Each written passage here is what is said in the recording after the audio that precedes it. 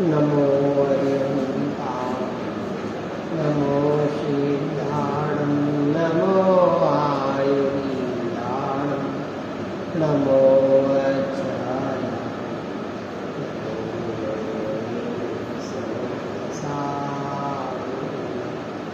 मंगलमय मंगलकरं गीतराग विज्ञान नमो ताहि जाते हरि मंगल करि हो महाग्रंथ करण पुकार याते मिले समाधि सब आवे निज पर ईश्वर तरुका मूल एक ज्ञानहु मिथ्याभाव ताको कर निर्मूल करे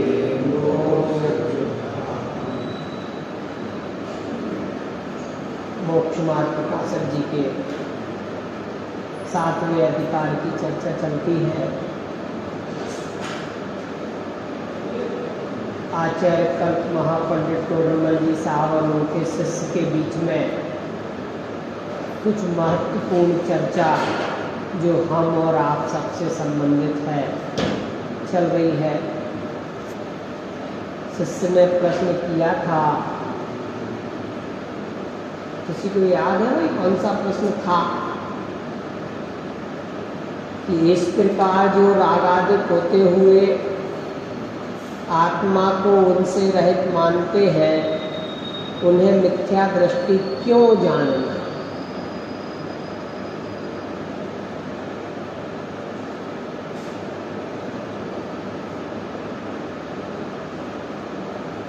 और अब आगे जो चर्चा बनती है कि तथा कर्म नौकर्म का संबंध होते हुए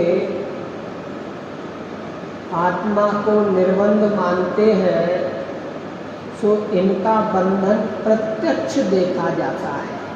कितनी मूल बात आई। यदि वर्तमान समय में हम अपने को सिद्ध भगवान के समान शुद्ध बुद्ध और निरंजन मान लेवे तो फिर ये वर्तमान समय में हमारा शरीर क्यों है, कर्म क्यों है, नौ कर्म रूप अवस्था क्यों बरतती है? ये प्रश्न वहाँ उठाया गया है कि इसका बंधन प्रत्यक्ष देख रहे हैं कि हम संसार परिभ्रमण कर रहे हैं, संसार में ही है और हम अपने को सिद्ध के समान शुद्ध मानते हैं। ज्ञानावरणादिक से ज्ञानादिकता घात देखा जाता है। शरीर द्वारा उनके अनुसार अवस्थाएं होती देखी जाती हैं, फिर बंधन कैसे नहीं है?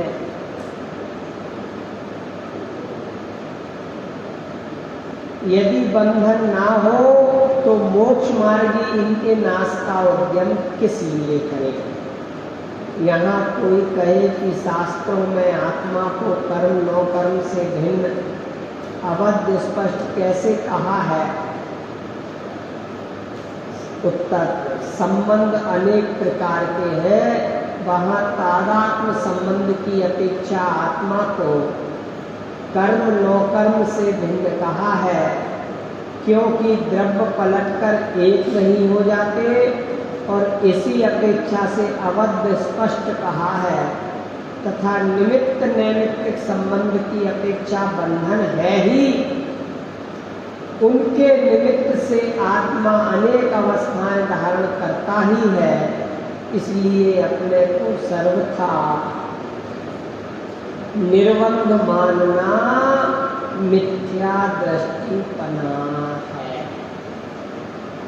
चर्चा किसी के ख्याल में नहीं आई।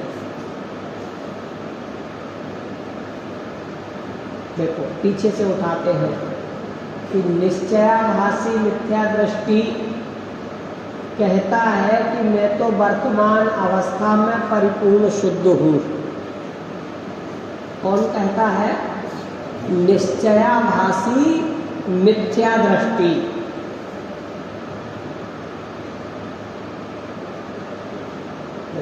निश्चयाभासी माने निश्चय नय के प्रतिपादन करने वाले।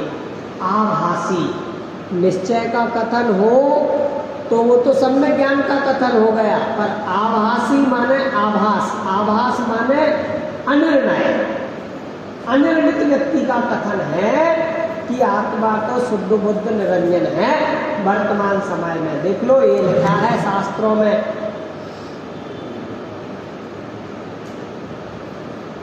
फिर प्रश्न क्या किया कि शास्त्रों में लिखा है वो तो ठीक है, पर सिद्ध भगवान तो सिद्ध शिला पर विराजमान होते हो, तुम संसार में क्यों भटकते हो?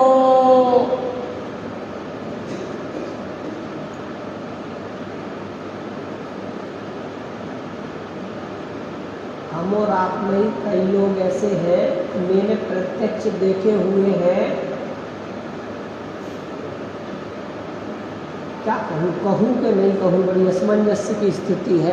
मैंने प्रत्यक्ष देखे हैं इन व्रतों के दिनों में, या समझ लो अन्न समय में भी, शाम के समय भी, भोजन करने के पश्चात, और कुछ ग्रहण करते हुए कहते हैं कि आत्मा तो खाता ही नहीं है, ये तो शुद्ध बुद्ध है। तो भैया आत्मा नहीं खाता है तो सुबह जिसने खाया वो कौन था? शाम को जिसने खाया वो कौन था?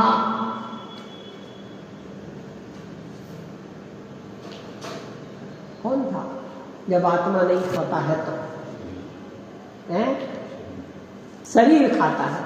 तो फिर मुर्दे को खाते हुए देखा क्या कभी?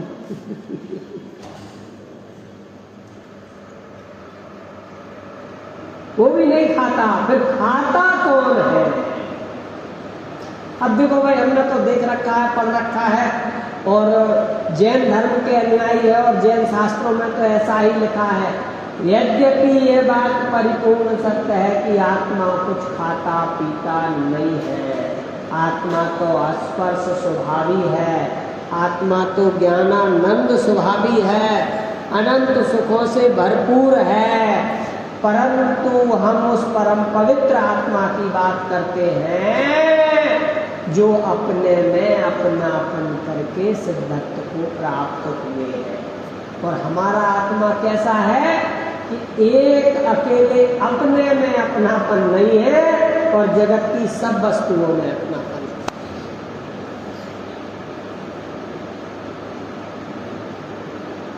काय में अपनापन नहीं है? अपने में, और जगत की सभी वस्तुओं में अपनापन है। तो तेरी दशा तो निर्बंध दशा नहीं है, बंध रूप अवस्था में। क्या प्रमाण है? तो बोले ये मनुष्य गति में घूम रहे हो ना, ये त्रियंच गति के जीव घूम रहे हैं ना, भटक तो रहे हैं। ये प्रमाण है कि अभी तुम में अपने में अपनापन नहीं हुआ है। प्रश्न क्या था कि शास्त्रों में आत्मा को कर्म नौ कर्म से भिन्न अवध स्पष्ट कैसे कहा है? क्या प्रश्न का? प्रश्न समझ में आया कि आत्मा कभी बन नहीं सकता है, यह कर्मों से, नौ कर्मों से भिन्न है। ये बात दो तरफी लग रही है भैया, तलवार में दोनों तरफ धार है, किस तरफ से रखें? तो बोले दोनों तरफ का ख्याल रखना पड़ेगा कि पैर किसी भी तरफ ना पड़ जाए, अन्यथा तो कट जाने वाला ही है। देखो इसको स्पष्ट करते हैं थोड़ा सा कि शास्त्रों में आत्मा को कर्म नौ कर्म से भिन्न अवध स्पष्ट कहा है। कल की भी चर्चा को आगे बढ़ाया। तो जो कर्म है, उपयोग को स्थिर करना, जो कर्म है वे पुद्गल के हैं क्या जीव के हैं? पुद्गल के मान लिया। कर्म के जो परिणमन है, कर्म का जो बनना है, कर्म का जो छूटना है, वो पुद्गल रूप है या जीव रूप है? जीव रूप है। देखो साहब एक बात बताऊं, आपके नाम से जो मकान की रजिस्ट्री है ना, वो डॉक्टर साहब की भी है। किस वजह से है? क्योंकि आप दोनों पति पत्नी हैं, परंतु मैं उसमें पार्टनरशिप करूं तो हो जाएगी क्या? नहीं होगी। जीव की प्रॉपर्टी जीव ही रूप है। देखो ये बात बहुत अच्छे से स्पष्ट रूप से समझना। और पुद्गल की प्रॉपर्टी पुद्गल ही रूप है, परंतु हमें भ्रम हुआ है। भ्रम भी क्यों हुआ? क्योंकि अनादिकाल से इस जीव का इस पुद्गल से एक क्षेत्राधिकारी संबंध रहा है। क्यों हुआ भ्रम? देखो ना, देखो। और शास्त्रों में भी लिखा है कि यह जीव का, यह शरीर का, यह कौन सी कहते हैं, कौन सी पर्याय कहते हैं वर्तमान पर्याय को? कौन बताएगा? असमान जाति द्रव्य पर्याय। कौन सी? असमान जाति क्यों कहा? समान जाति क्यों नहीं कहा? असमानता है ना। बोले कैसी? जीव जीव है और पुद्गल पुद्गल है, तो समान तो नहीं हुई ना जीव और पुद्गल की, असमान हुई ना। तो असमान जाति द्रव्य पर्याय वर्तमान में अपनी है। कैसी है? असमान जाति। और ये असमान जाति होने के कारण इस जीव को ऐसा भ्रम हो गया है कि मैं तो कर्मों से अनादिकाल के साथ में हूं, तो ये कर्म अर्थात पुद्गल मेरा ही है।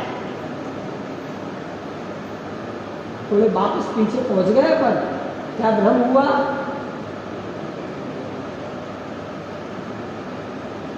ये कर्म, ये पुद्गल मेरा ही है। और देखो अनादिकाल का साथ है, दिन दो दिन का नहीं है कि चलो इस पर्याय में मिले। तो कर्म कब से है? जीव कब से है? जीव भी अनादि से, कर्म भी अनादि से, जीव और कर्म साथ साथ भी अनादि से। अरे अब तो नहीं छूट सकते भैया, अब तो छूटने की कोई संभावना नहीं। ये तो अनादि से है। तब कहा था, क्या कहा था? कि यह जीव, यह कर्म इस जीव का कुछ बिगाड़ सुधार कर सकते नहीं है। कर्म कर्म में है, जीव जीव में है, पुद्गल पुद्गल में है, ज्ञान आदि गुण जीव के हैं, पुद्गल के नहीं है। तब कहा था, और तू मान बैठा कि मैं तो परिपूर्ण रूप से भिन्न हूँ। भ्रम से माना था। काय से माना था? भ्रम से। समझ में आई ना पूरी पिछली कहानी 3 दिन से जो चल रही है? तब कहा था, और हमने कैसा मान लिया कि मैं तो पहले तो मानते थे अभिन्न। कैसा मानते थे? अभिन्न। क्या छूट ही नहीं सकते? तो वास्तव में ये बात बिल्कुल सही है कि अनादिकाल से कर्म का और इस जीव का संबंध है। एक क्षण के लिए छूटे तो फिर पता कैसे चला कि छूट सकते हैं? कैसे पता चला?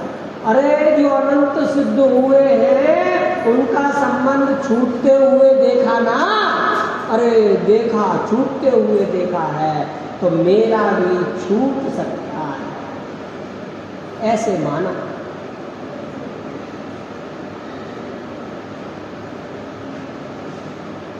कैसे? उनका छूटा है तो मेरा भी छूटेगा। और मैं पहले अनादिकाल से एक साथ रहने के कारण मैंने ये मान लिया था कि अब तो ये छूट सकते नहीं हैं, संसार में रगड़ना पड़ेगा, कभी नरक में कभी त्रियंच में। 2000 सादिक का जो हमें समय मिला है ये पूरा करके वापस अपने निगोद में चले जाएंगे और पड़े रहेंगे। ऐसे दीनहीन यह जीव जब हुआ कि अब मेरा कुछ नहीं हो सकता, अब मैं सुखी हो नहीं सकता हूँ, क्योंकि अनादिकाल से कर्मों का संबंध मेरे साथ है और ये कभी छूटा भी नहीं है। मैंने वास्तव में सुखी होने का बहुत प्रयास किया है, सभी देवी देवताओं को भज लिया है और वीतराग देवों को भी भज लिया है, अब मेरा कुछ नहीं हो सकता है। तब श्री गुरु कहते हैं कि तू तो अनादि काल से ही भिन्न है।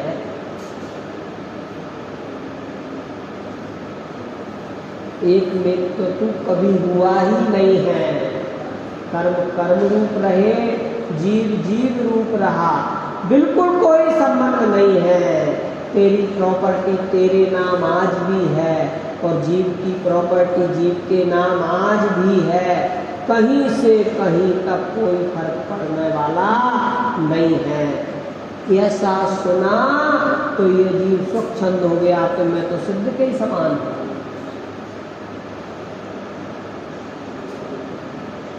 अब तो मैं सिद्ध ही हूं। अरे ये शरीर तेरे साथ तो है, ये तो अनादि से था और मेरा नहीं था। अपने को मैं तो कुछ भी खाऊं, कैसे भी पीऊं, कैसे भी उठूं, कैसे भी रहूं, ये आत्मा तो कुछ खाता पीता है नहीं। ये परिणमन जो हो रहा है ये पुद्गल का है और पुद्गल मैं है और पुद्गल में ही है, मेरे में नहीं है। ऐसा भ्रम से यह जीव, पहले क्या भ्रम था कि मैं कभी भिन्न नहीं हो सकता हूँ, अब क्या भ्रम हुआ कि मैं तो पूरा ही भिन्न हूँ, कुछ भी करूँ। पहले भी भ्रम था और अब भी भ्रम है।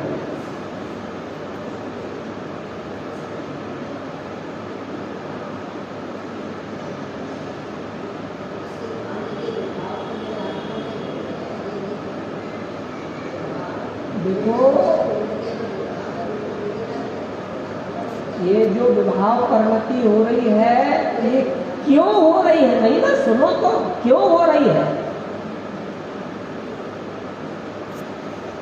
ये प्रकरण 2 दिन बाद वाला है और समझ लो, अभी कर लो आज, क्यों हो रही है विभाव परिणति, क्यों? सीधा प्रश्न है, सीधा।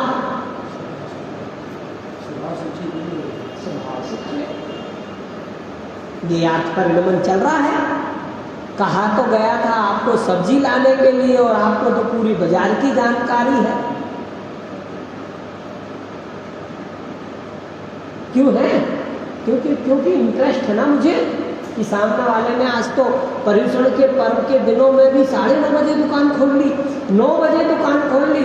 उसको देव सास गुरु की आराधना में अच्छा ही नहीं लगता है। कल से मुझे भी आना पड़ेगा, क्योंकि 9 बजे वाली जो कोचिंग की शिफ्ट छूटती है ना, कम से कम 500 की कापियाँ खरीदती है। तो 9:05, 9 माने 8:55 पे आके दुकान खोलना होगी, तब ये शिफ्ट छूटेगी कोचिंग की और वो कॉपियाँ रजिस्टर खरीद के ले जाएंगे, तब मेरा काम बनेगा। तो मैं ऐसा लगा कहाँ, हमें तो सारी दुनिया की जानकारी चाहिए, दुनिया की जानकारी। देखो तो फिर दूसरी जगह चले जाएंगे विषय, अपन को इतना समझ लो कि हम विवाह रूप परिणत हो रहे हैं। आपने कहा ऐसा, तो विवाह रूप परिणत होने का कारण क्या है? तो ये मिथ्यात्व और ये अज्ञान कहाँ है? तो ये आत्मा में कब से है?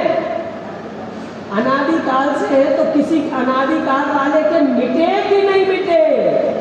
क्यों मिटे? स्वभाव की दृष्टि कर, यही तो जवाब है। माने अनादिकाल से यह जीव जो भ्रमित हो रहा था, स्वभाव की ओर उन्मुख होकर के स्वभाव सम्मुख हुआ और इसको अपने स्वभाव का ज्ञान हुआ, और स्वभाव का ज्ञान होते ही ये मिथ्यात्व टूट गया, विलय हो गया। दिक्कत कहाँ है?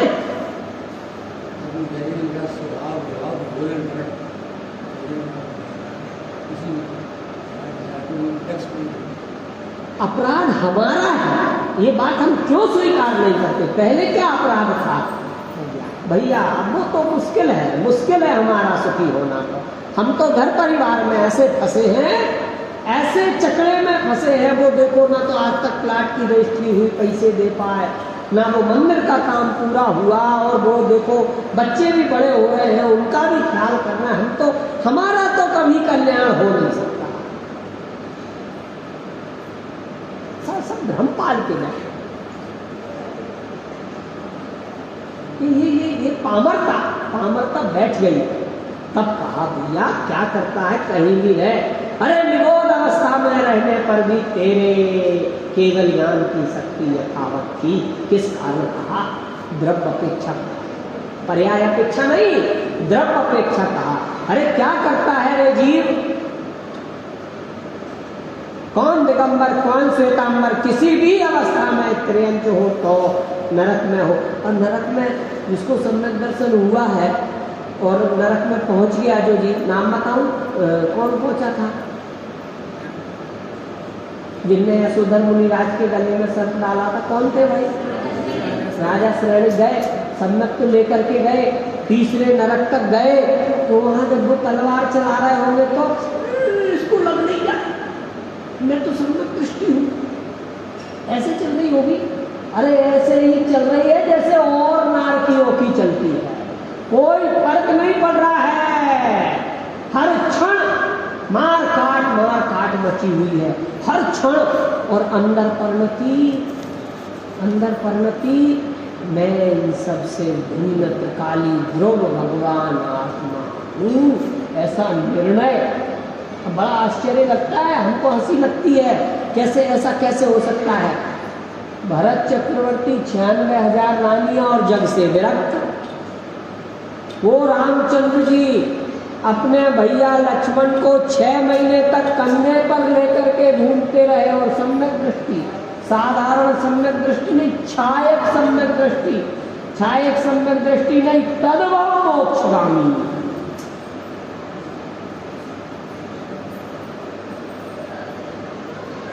उनको जगाया, जाग रे भाई, उठ जाग रे चेतन प्राणी। ऐसा स्वभाव की ओर उन्मुख होकर के तो देख, किसकी महिमा आएगी हमको? अपना आत्म का देखो, बम्बई जाना हो और बम्बई की ट्रेन आगरा से मिलती हो, आगरा से मिलती है, सब मिलती है, और ट्रेन 8 बजे की हो, हम कितनी बजे पहुंचते हैं? 7:30 बजे। क्यों भाई? मोदी की गवर्नमेंट है, 5 मिनट बिफोर भी चलती है ना भाई? ऐसा लगता है ना कि हम आधा घंटे पहले पहुंच जाएं। कहाँ पहुंचे? स्टेशन। क्यों पहुंचे? बम्बई जाने के लिए। तो भाई स्टेशन ही जाना है तो इटावा के पे चले जाओ ना। अरे वहां से ट्रेन नहीं मिलती बम्बई की। कहाँ गए? जहां से बम्बई की ट्रेन मिली, जहां से हमारी टिकट है, जहां से वो ट्रेन गुजरती है, कितनी बुद्धिपूर्वक गए कि किसी भी भाई स्टेशन जाना है, कहाँ जाना? बम्बई। कहाँ से जाना? बोले स्टेशन। किसी भी स्टेशन चले जाओगे, वहां तो पूरी बुद्धि काम करती है। और मोक्ष मार्ग में हो गया। देखो ऐसे ही जिनको अपने भगवान आत्मा की स्वभाव की सन्मुखता की, शुद्ध भगवंतों की महिमा जिसको आती है, वो कहाँ जाएगा? मैं आपसे पूछता हूँ, जो बाहर मंदिर बने होते हैं इतनी सी देरियों में, उनमें जो बड़े बड़े विशाल मंदिर बने हुए हैं जिनकी प्रतिष्ठा का ख्याल ही नहीं है, उनमें मैं नाम नहीं लेना चाहता, पर आप सब समझ जाना। जैसे बम्बई की ट्रेन आगरा के फलाने स्टेशन से 8 बजे निकलती है और हम 7:30 बजे तैयार होकर के पहुंचते हैं। कहाँ पहुंचते हैं? अन्य किसी स्टेशन पर नहीं, जहाँ से मेरा टिकट है वहाँ पहुँचते हैं। जिस ट्रेन का टिकट है हम उसी में बैठते हैं। कि किसी भी स्टेशन पे जाना है तो किसी भी स्टेशन पे तो बंबई जाना है तो कोई सी भी ट्रेन में नहीं, पूरी बुद्धि पूर्वक काम करते हैं, उसी ट्रेन का टिकट बनाते हैं, उसी ट्रेन के स्टेशन पर पहुंचते हैं, उसी ट्रेन में बैठते हैं, उसी सीट पर पहुंचते हैं जिस पर बैठ के जाना हो, और यहाँ मोक्ष जाने की तैयारी करते हैं। तो कहीं से भी कैसे भी बिना देवदास गुरु की श्रद्धा रखे, बिना देव दर्शन किए, बिना देवों की पूजन किए, बिना स्वाध्याय किए, बिना देवदास गुरु की आराधना के मोक्ष पहुंचना चाहे। एक प्लेटफॉर्म होता है ना, प्लेटफॉर्म माने वह निश्चित स्थान जहाँ से मैं अपने गंतव्य स्थल पर पहुँच सकूँ। भैया वो प्लेटफॉर्म है ना कि वो स्टेशन वाला, उसका भी अर्थ यही है कि वह निश्चित स्थान जहाँ से मैं अपने निश्चित गंतव्य को पहुँच सकूँ। तो यह जिनालय वह निश्चित स्थान है जहाँ से मैं अपने गंतव्य स्थल तक जा सकता।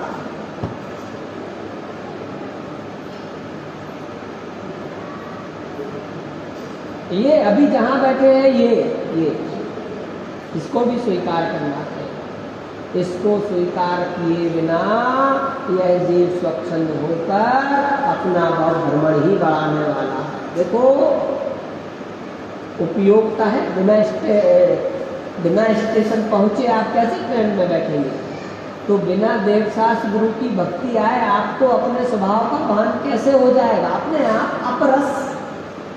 ये 5 लब्धियाँ है ना, इनमें देशना लब्धि का माने देशना लब्धि की क्या उपयोगिता है? तुमने कभी सुना ही नहीं है कि मैं भगवान हूँ, शुद्ध बुद्ध निरंजन ज्ञानानंद स्वभावी हूँ। और फिर पंडित बनारसी दास जी जैसे विद्वान द्रव्यान योग का सहारा लेकर के स्वच्छंदी हो गए, कपड़े अपने दरवाजा कमरे का दरवाज़ा बंद किया और अपने सारे कपड़े उतार करके खूंटी पर टांग दिए और ऐसे बैठ गए और बोले मैं तो मुनि हो गया, अब मेरे तो मोक्ष मार्ग प्रारंभ हो गया।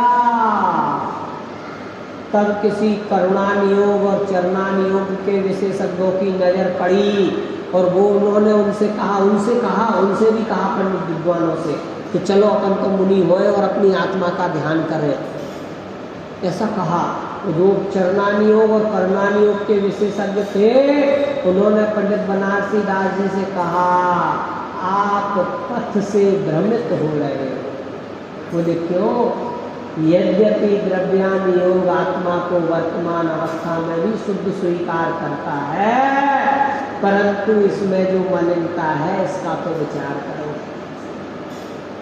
तुम्हारे मनुष्य गति नाम कर्म का महाउदय चल रहा है, तो इस समय मनुष्य स्वीकार करो। तुम्हारे जिनेंद्र देव की भक्ति आराधना करने का विकल्प चल रहा है, इसका मतलब है कि तुम्हें अन्य किसी कुदेव कुशास्त्र की भक्ति का विकल्प नहीं चलता है। अरे जब ये विकल्प बदल सकता है तो यह उपयोग अपनी आत्मा के सन्मुख क्यों नहीं हो सकता?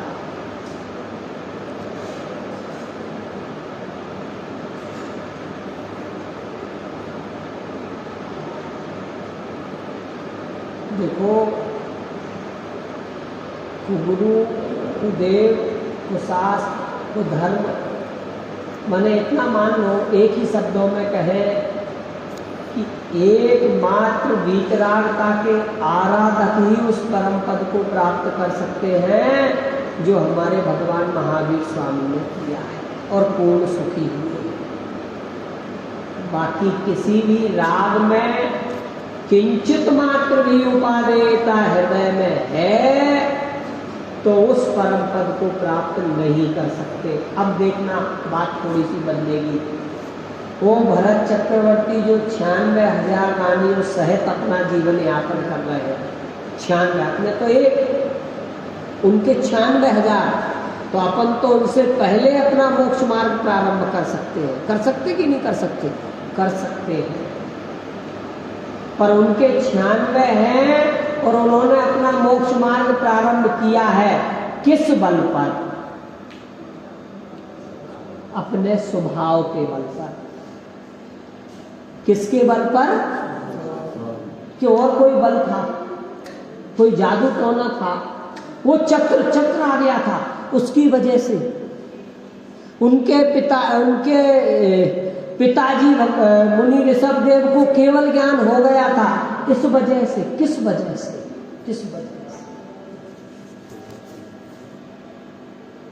देखो, दिव्य ध्वनि का सार सुनने के लिए तो मारीची का जीव उनका पोता भी गया था। काय के होते पोते, पर कहने में तो यही आता है ना, दिव्य ध्वनि का सार सुनने उनका पोता भी गया था, उनका बेटा भी गया था, और कितने 4,000 राजा और ज्यादा अनकाउंटेबल है।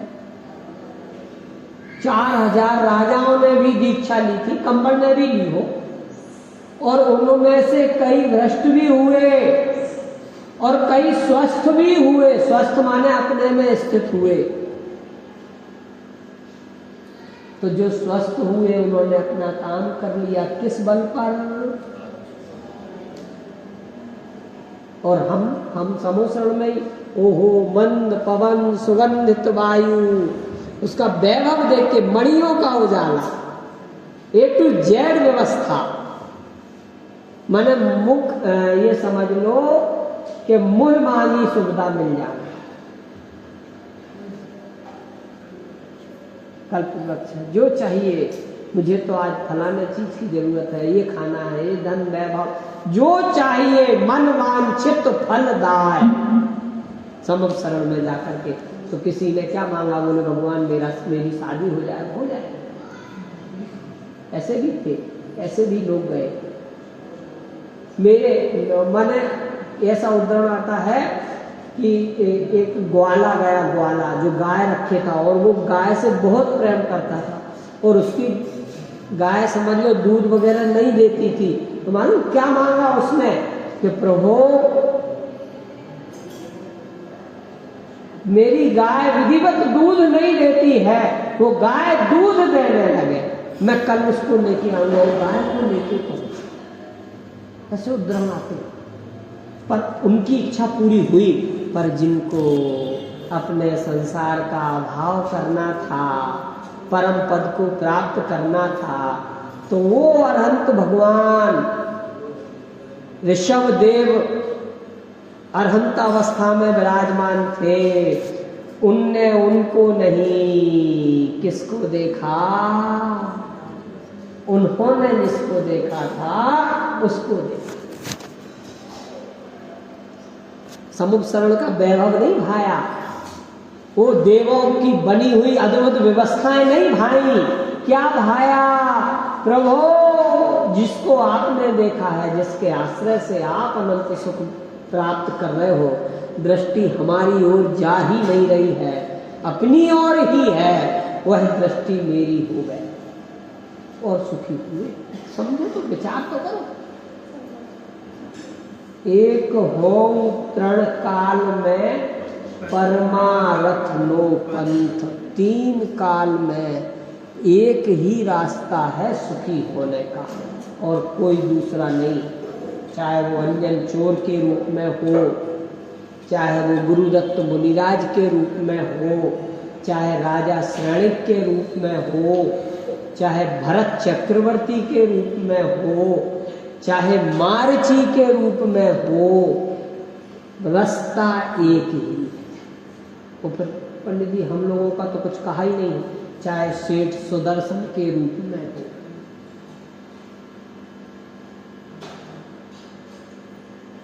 श्रीपाल के रूप में हो, मैना सुंदरी के रूप में हो, रास्ता एक ही है। स्वच्छंद हो रहे थे तो कहा कि तू कर्म सहित है, तेरे कर्म बंधे हुए हैं, इनके निवारण की व्यवस्था कर। और ऐसा मान करके बैठ गए थे कि हम तो कभी सुखी हो ही नहीं सकते, कोई गुंजाइश नहीं है। तब कहा था कि तू तो आज भी भगवान आदिनाथ जैसा ही परम पवित्र है। हमने वहां भी छल ग्रहण किया कि परम पूर्ण शुद्ध मान बैठे, और यहां भी छल ग्रहण किया कि कर्माधीन व्यवस्था है।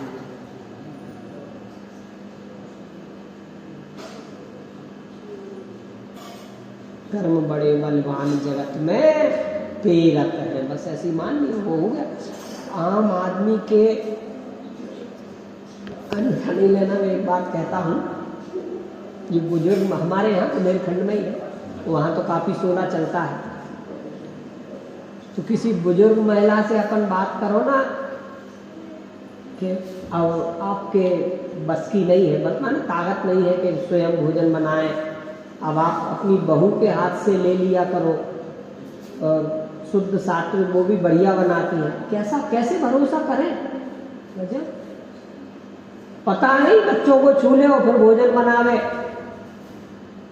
मैं तो गीले कपड़े पहन के ही, पर आपके ताकत नहीं है, आपको जुकाम हो जाता है, आप गीले वो सब मंजूर है, परंतु मैं उस पर भरोसा नहीं कर सकती। उसके छोटे छोटे बच्चे, माने एक एक प्रकार में बहाना लेकर के स्वयं अपने से ही करने का विकल्प रहता है, और अपन फिर कहो आपके स्वाध्याय, हाँ सुबह सामायिक करते हैं, दोपहर में करते हैं, शाम को करते हैं, और वो ऐसा नियम दिया था और ऐसा नियम दिलाया था, हम ऐसा करते हैं, पर स्वभाव की कभी कोई चर्चा ही नहीं आती।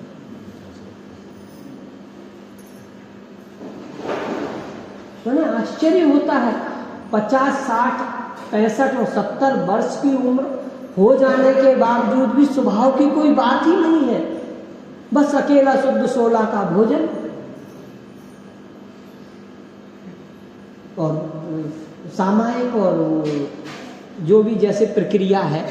मतलब मैं उनकी आराधना पर आक्षेप नहीं लगा रहा हूँ, पर उस आराधना के साथ में और कुछ भी चाहिए था ना, कि अकेले स्टेशन से ही काम हो जाएगा। बम्बई जाने के लिए उस ट्रेन में तो बैठना पड़ेगा कि स्टेशन पे ही खड़े खड़े पहुँच जाएंगे। टिकट ले लिया, बना लिया, सारी तैयारी करके स्टेशन पहुँच गए, हो गया क्या काम? बड़ा वैसा लगता है, और खासकर ज्यादा उम्र के लोगों के साथ। अरे अब तो उस बात की थी कि जो परिणति, जो वैभव मैंने अनादिकाल से आज तक प्राप्त नहीं किया, प्रतिकूल संयोगों में और अनुकूल संयोगों में एकमात्र सहाय स्वभाव की ओर उन्मुखता है, और हम अकेले एक स्वभाव को छोड़ करके सब जगह उन्मुख हो गए।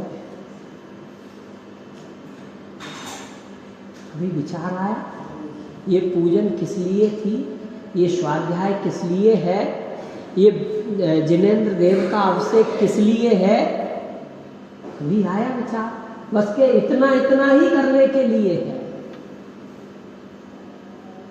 आप स्वयं से सोचना, अपने 24 घंटे में, 24 घंटे ही कह रहा हूँ, 24 घंटे में असुरूप परिणति कितनी होती है, स्वरूप कितनी होती है? विशुद्धता की तो मैं बात ही नहीं कर रहा, पर इस बात की गारंटी देता हूँ, जिसकी स्वभाव की ओर सन्मुखता होगी उसके जीवन में स्वतः ही विशुद्धि आने वाली है। ये शुभ कार्य स्वतः ही होने वाले हैं, ये स्वरूप प्रवृत्ति बिना बुद्धि के ही होने वाली है। चलो चलो, 7:15 बज गए, 7 बजे से अभिषेक होता है, कदम बाहर निकलते हैं। है ना उन्मुखता जिनेंद्र देव के अभिषेक की, है ना उन्मुखता जिनेंद्र देव के पूजन पाठ की? बिना बिना चलाए ही ये शुद्ध वस्त्र अपने अंग पर आ जाते हैं। ऐसे ही जिनको स्वभाव की उन्मुखता होती है, उनके कदम स्वभाव सन्मुख अपने आप होने लगते हैं।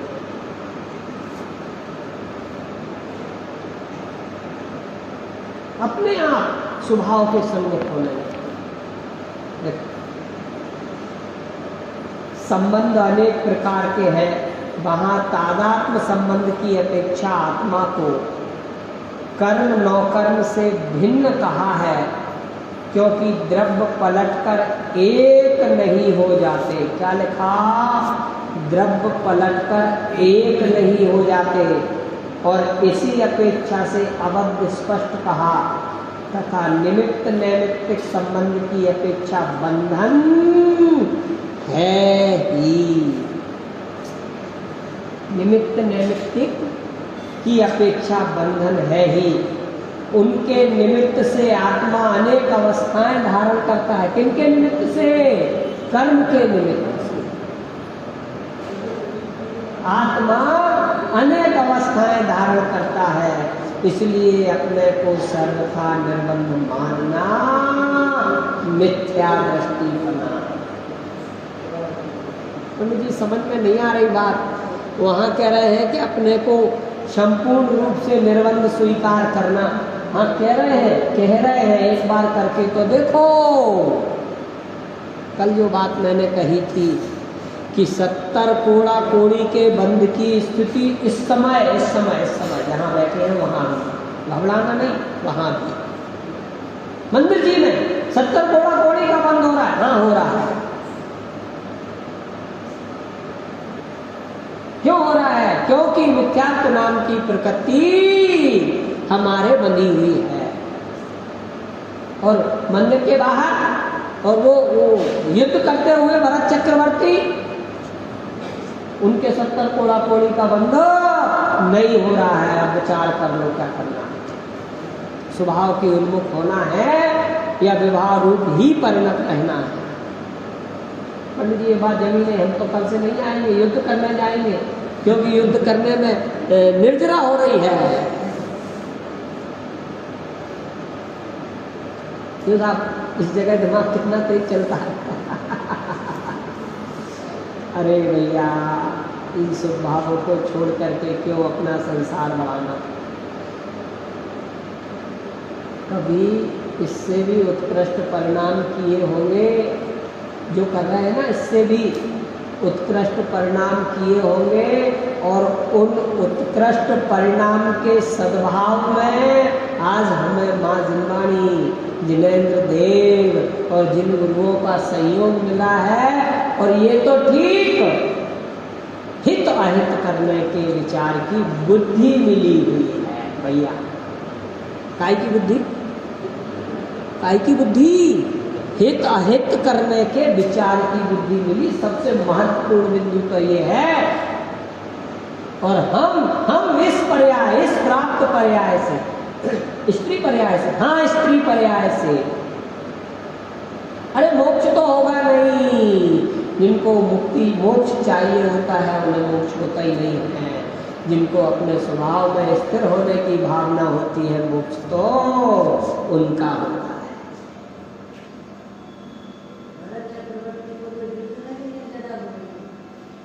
ये अपन कथना वैसे यदि इसको वैसा प्रमाण मान के चलेंगे तो स्वच्छंद होने की ज्यादा प्रवृत्ति रहेगी।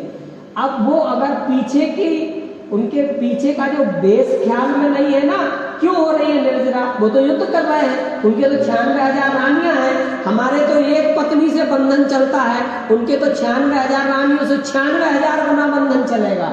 पर पीछे का कारण समझो ना क्या है।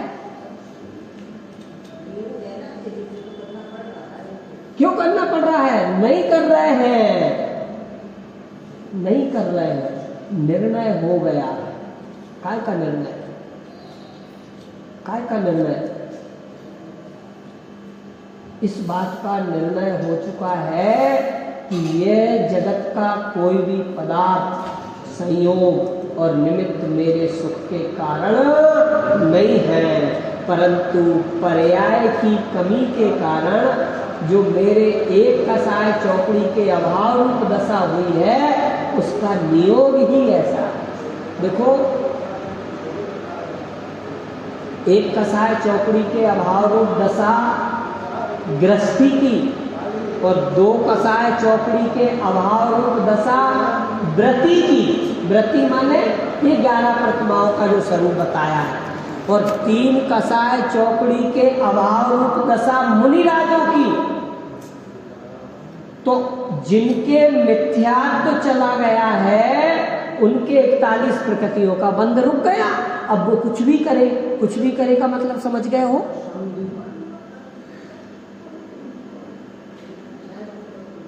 नहीं सुनो ना, मैं वही स्पष्ट करना है। 6 महीने में स्पष्ट हुआ था ये प्रश्न जो आपका, हम लोगों के, हमारे प्रवचन में, हमारी चर्चा में 6 महीने में समझ पाए थे इस बिंदु को कि देखो मिथ्या, अब सुनना, थोड़ा सा उपयोग स्थिर करना। मिथ्यात्व के सद्भाव में 70 कोड़ा कोड़ी का बंध होता है। नहीं अभी समझो, अभी सुनो आप कि मिथ्यात्व के सद्भाव में 70 कोड़ा कोड़ी का बंध होता है, और जिनके एक कसाय चौकड़ी का अभाव हुआ है, अर्थात मिथ्यात्व का नाश हुआ है, उन्हें अधिकतम अर्धपुद्गल परावर्तन शेष रहता ना, तो अधिकतम अर्धपुद्गल परावर्तन का बंद होगा। अब देखना तीसरी स्थिति, जिनके 2 कसाय चौकड़ी का अभाव हुआ है उसके अर्धपुद्गल परावर्तन जैसा ही बंद होगा, समझना। और जिनके 3 कसाय चौकड़ी का अभाव हुआ है मुनिराज के, उनके निर्जरा इस कदर होती है कि वो प्राप्त भव से ही मोक्ष प्राप्त करने की ताकत रखते हैं। अब देखना स्थिति, जिनके मिथ्यात्व का सद्भाव है, डॉक्टर वो भी भोजन पानी कर रहा है और कमाई धमाई भी कर रहा है, और समझ लो भरत चक्रवर्ती कोई ले लो कि युद्ध करने जा रहे हैं, शादियां करते हैं, और उनके योग दिव्य ध्वनि सुनने भी जाते हैं दूसरे, और जिनके 2 कसाय चौकड़ी का अभाव हुआ है व्रति श्रावा लक्षण समझ लो, क्या कहते प्रतिमाधारी, पंचम गुण स्थान वर्ती और प्रतिमाधारी, तो शुद्ध सात्विक भोजन करते हैं। पंचम गुण स्थान वर्ती जीव भी जीवन यापन करता है।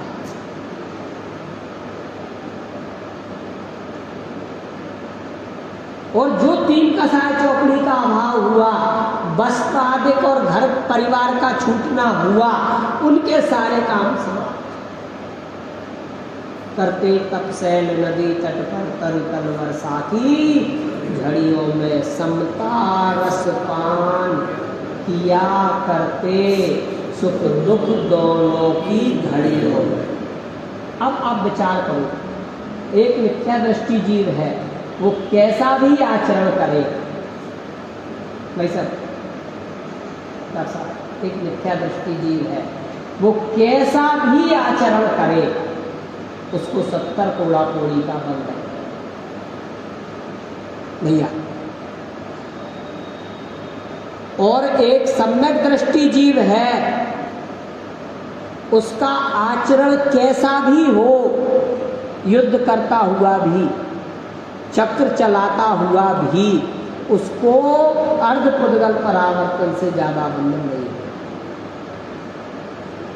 अब मैं वो भेष नहीं बताना चाहता, किसी दिन मन होगा तो बताऊंगा अपने उपयोग को स्थिर करके। अब आप समझना क्या कहा, हम यहाँ बैठ करके भी 70 कोड़ा समझ लो, हाँ 70 कोड़ा कोड़ी का बंद कर सकते हैं, ये नहीं कि सदैव बनता है, ध्यान रखना इस बात को। और वो युद्ध लड़ते हुए भी मात्र अर्धपुद्गल परावर्तन की स्थिति बना रहे हैं। माने ऐसे मान लो कि जो यशोधर मुनिराज पर राजन ने सर्प डाला था अपमान करने के हेतु, किसका? जैन धर्म का, जैन धर्म का नहीं, वस्तु व्यवस्था का, कि मैं डाल दूंगा और ये हटा लेंगे।